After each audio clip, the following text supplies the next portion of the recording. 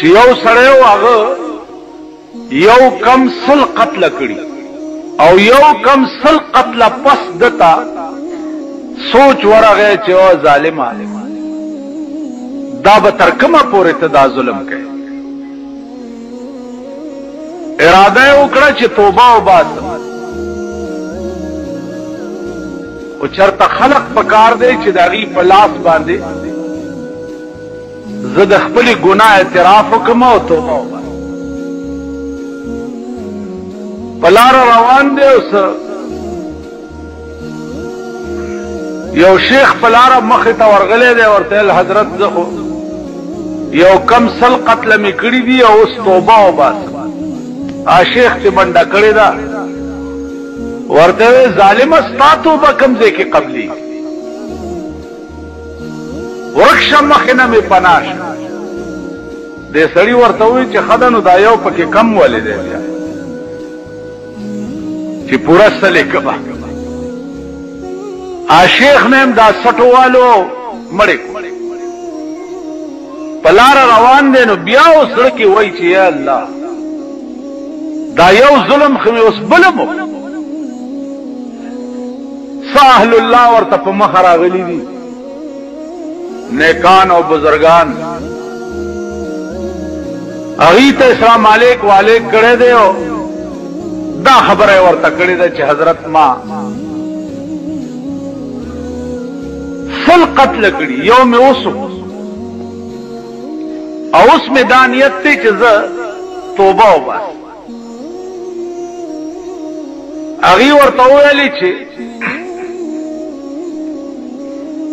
دا الله رحم او کرم چې دی هغه ډېر وسیع دی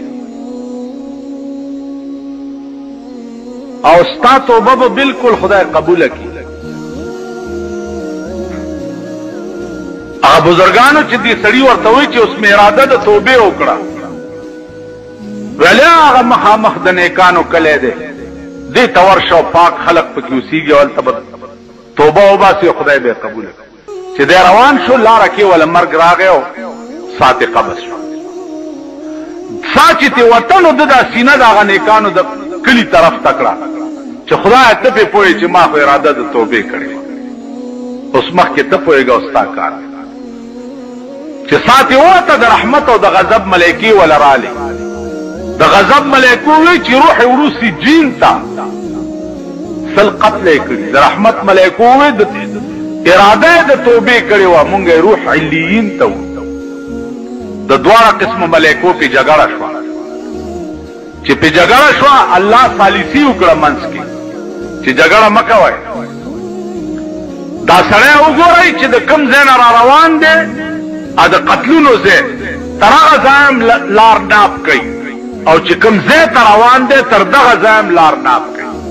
که د نیکانو کلی ته نږدې وي نو د رحمت ملایکی دی یوسي او که د قتل ځای ته نږدې وي نو د غضب ملایکی دی یوسي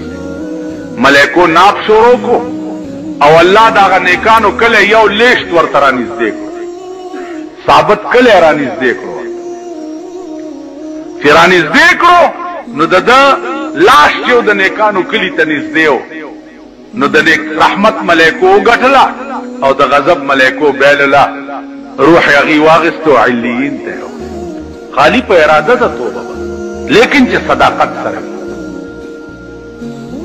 پرشتیا سره حدیث کې راځي یو سړی او چې مړ کېده نو زامنو ته وصیت وکړو چې ما اوس وځوي او ایرمه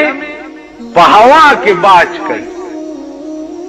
په قبر کې می چخخ نه کوي زامنو ورته ولی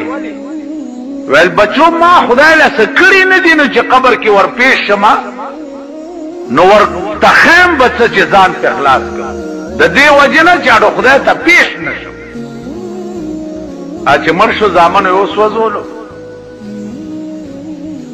او ایره په هوا کې باج کړن خدای خو په دې قادر دی بلا قادرین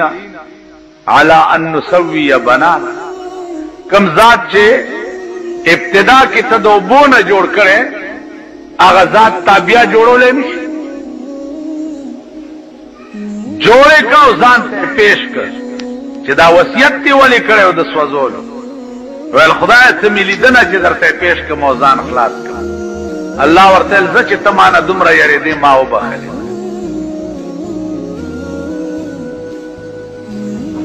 نو عزیزانو بخنه خو